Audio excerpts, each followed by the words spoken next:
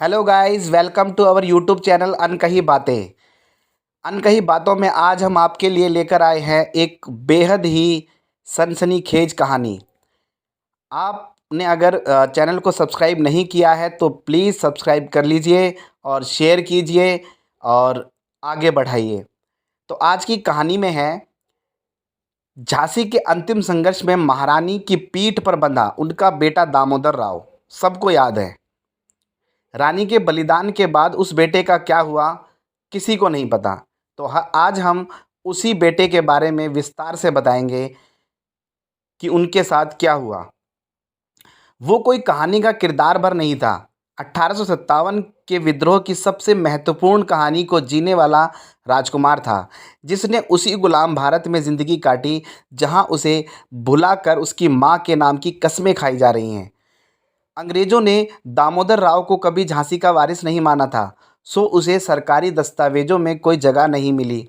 ज़्यादातर हिंदुस्तानियों ने सुभद्रा कुमारी चौहान की कुछ सही कुछ गलत अलंकारिक वर्णन को ही इतिहास मानकर इतिश्री कर ली।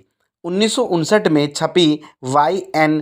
केलकर की मराठी किताब इतिहास साच्या सहेली यानी इतिहास की सैर में दामोदर राव का इकलौता वर्णन छपा है। महारानी की मृत्यु के बाद दामोदर राव ने एक तरह से अभिशप्त जीवन जिया। उनकी इस बदहाली के जिम्मेदार सिर्फ फिरंगी ही नहीं, हिंदुस्तान के लोग भी बराबरी से थे। 15 नवंबर 1849 को नेवलकर राज परिवार की एक शाखा में पैदा हुआ। ज्योतिषी ने बताया कि मेरी कुंडली में राज योग है और मैं राजा बनूंगा। ये सब उन्हीं की ज़बानी हम पढ़ रहे हैं, जो हमने इतिहास की सैर में पढ़ा है। वो क्या कहते हैं, ये बात मेरी ज़िंदगी में सबसे दुर्भाग्यपूर्ण ढंग से सच हुई। 3 साल की उम्र में महाराज ने मुझे गोद ले लिया। गोद लेने के औपचारिक स्वीकृति आने से पहले ही पिताजी नहीं रहे। माँ साहेब यानी महारानी लक्ष्मीबाई ने कलकत्ता में लॉर्ड डलहौजी को संदेश भेजा कि मुझे वारिस मान लिया जाए, मगर ऐसा नहीं हुआ। डलहौजी ने आदेश दिया कि झांसी को ब्रिटिश राज्य में मिला लिया जाएगा। माँ साहेब को 5,000 सालाना पेंशन दी जाएगी। इसके साथ ही महाराजा की सारी संपत्ति भी माँ साहिब के पास रहेगी। माँ साहिब के बाद मेरा पूरा हक उनके खजाने पर होगा, मगर मुझे झांसी का राज नहीं मिलेगा। इसके अलावा अंग्रेज़ों के खजाने में पिताजी के 7 लाख रुपए भी जमा थे। फिरंगियों ने कहा कि मेरे बालिग होने पर वो पैसे मुझे दे दिए जाएंगे। माँ साहिब को ग्वालियर की लड़ाई में शहादत मिली। मेरे सेवकों रामचंद्र राव देशमुख और काशीबाई और बाकी लोगों ने बाद में मुझे बताया कि माँ ने मुझे पूरी लड़ाई में अपनी पीठ पर बैठा रखा था। मुझे खुद ये ठीक से याद नहीं। इस लड़ाई के बाद हमारे कुल 60 विश्वासपात्र ही जिंदा बच पाए थे।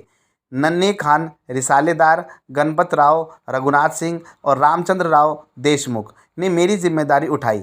22 घोड़ों और 60 ऊँटों के साथ बुंदेलखंड की चंदेरी की तरफ चल पड़े। हमारे पास खाने पकाने और रहने के लिए कुछ नहीं था। किसी भी गांव में हमें शरण नहीं मिली। मई जून की गर्मी में हम पेड़ों के खुले आसमान के नीचे रात बिताते रहे। शुक्र था कि जंगल में फलों के चलते कभी भूखे सोने की नौबत नहीं आई। असल दिक्कत बारिश शुरू होने के साथ शुरू हुई। घने जंगल में तेज मानसून में रहना असंभव हो गया। किसी तरह एक गांव के मुखिया ने हमें खाना देने की बात मान ली। रघुनाथ राव की सलाह पर हम 10-10 की टुकड़ी में बंटकर रहने लगे। मुखिया ने 1 महीने के राशन और ब्रिटिश सेना को खबर ना करने की कीमत 500 रुपये, 9 घोड़े और 4 ऊँट तय की। हम जिस जगह पर रहे वो किसी झरने के पास थी और खूबसूरत थी। देखते देखते 2 साल निकल गए। ग्वालियर छोड़ते समय हमारे पास 60,000 रुपये थे, जो अब पूरी तरह ख़त्म हो गए थे। मेरी तबीयत इतनी ख़राब हो गई कि सबको लगा कि मैं नहीं बचूंगा। मेरे लोग मुखिया से गिड़गिड़ाए कि वो किसी वैद्य को बुला लाए। मेरा इलाज तो हो गया, मगर हमें बिना पैसे के वहाँ रहने नहीं दिया गया। मेरे लोगों ने मुखिया को 200 रुपये दिए और जानवर वापस मांगे। उसने हमें सिर्फ 3 घोड़े वापस दिए। वहाँ से चलने के बाद हम 24 लोग साथ हो गए। ग्वालियर के शिवपुरी में गांव वालों ने हमें बागी के तौर पर पहचान लिया। वहाँ 3 दिन उन्होंने हमें बंद रखा, फिर सिपाहियों के साथ झालरपाटन के पॉलिटिकल एजेंट के पास भेज दिया। मेरे लोगों ने मुझे पैदल नहीं चलने दिया, वो एक एक कर मुझे अपने पीठ पर बिठाते रहे। हमारे ज़्यादातर लोगों को पागल खाने में डाल दिया गया। माँ साहेब के रिसालेदार नन्हे खान ने पॉलिटिकल एजेंट से बात की। उन्होंने मिस्टर फ्लिंक से कहा कि झांसी रानी साहिबा का बच्चा अभी 9-10 साल का है। रानी साहिबा के बाद उसे जंगलों में जानवरों जैसी ज़िंदगी काटनी पड़ रही है। बच्चों से तो सरकार को कोई नुकसान नहीं, इसे छोड़ दीजिए, पूरा मुल्क आपको दुआ देगा। फ्लिंक एक दयालु आदमी था। उन्होंने सरकार से हमारी पैरवी की। वहाँ से हम अपने विश्वस्तों के साथ इंदौर के कर्नल सर रिचर्ड शेक्सपियर से मिलने निकल गए। हमारे पास अब कोई पैसा बाकी नहीं था। सफ़र का खर्च और खाने के जुगाड़ के लिए माँ साहेब के 32 तोले के 2 तोड़े हमें देने पड़े। माँ साहेब से जुड़ी वही एक आखिरी चीज़ हमारे पास थी। उसके बाद 5 मई 1860 को दामोदर राव को इंदौर में 10,000 सालाना की पेंशन अंग्रेज़ों ने बांध दी। उन्हें सिर्फ 7 लोगों को अपने साथ रखने की इजाज़त मिली। ब्रिटिश सरकार ने 7 लाख रुपए लौटाने से भी इनकार कर दिया। दामोदर राव के असली पिता की दूसरी पत्नी ने उनको बड़ा किया। 1879 में उनका एक लड़का लक्ष्मण राव हुआ। दामोदर राव के एक दिन बहुत के दिन बहुत गरीबी और गुमनामी में बीते। इसके बाद भी अंग्रेज़ उन पर कड़ी निगरानी रखते थे। दामोदर राव के साथ उनके बेटे लक्ष्मण राव को भी इंदौर से बाहर जाने की इजाज़त नहीं थी। इनके परिवार वाले आज भी इंदौर में झांसी वाले सरनेम के साथ रहते हैं। रानी के एक सौतेला भाई चिंतामन राव तांबे भी था। तांबे परिवार इस समय पूना में रहता है। झांसी की रानी के वंशज इंदौर के अलावा देश के कुछ अन्य भागों में रहते हैं। वे अपने नाम के साथ झांसी वाले लिखा करते हैं। जब दामोदर राव नेवालकर 5 मई 1860 को इंदौर पहुंचे थे, तब इंदौर में रहते हुए उनकी चाची, जो दामोदर राव की असली माँ थी, बड़े होने पर दामोदर राव का विवाह करवा देती है। लेकिन कुछ ही समय बाद दामोदर राव की पहली पत्नी का देहांत हो गया। दामोदर राव की दूसरी शादी से लक्ष्मण राव का जन्म हुआ।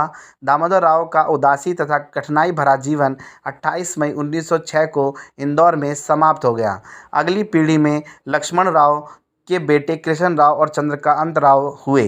कृष्ण राव के 2 पुत्र मनोहर राव, अरुण राव तथा चंद्रकांत के 3 पुत्र अक्षय चंद्रकांत राव, अतुल चंद्रकांत राव और शांति प्रमोद चंद्रकांत राव हुए। दामोदर राव चित्रकार थे। उन्होंने अपनी माँ की याद में उनके कई चित्र बनाए हैं, जो झांसी परिवार की अमूल्य धरोहर है। उनके वंशज श्री लक्ष्मण राव तथा कृष्ण राव इंदौर न्यायालय में टाइपिस्ट का कार्य करते थे। अरुण राव मध्य प्रदेश विद्युत मंडल से बतौर जूनियर इंजीनियर 2002 में सेवानिवृत्त हुए। उनका बेटा योगेश राव सॉफ्टवेयर इंजीनियर है। वंशजों में परपौत्र अरुण राव झांसी वाला, उनकी धर्मपत्नी वैशाली, बेटे योगेश, वे बहू प्रीति का धन्वंतरी नगर इंदौर में सामान्य नागरिक की तरह मध्यम वर्ग परिवार है। लोगों ने तो भुला ही दिया है जिन्होंने असली लड़ाई लड़ी थी अंग्रेज़ों के खिलाफ। आइए इसको आगे इस पूरी स्टोरी को आगे बढ़ा देते हैं और शेयर सब्सक्राइब करें ताकि लोगों को इस बारे में पता लगे। धन्यवाद।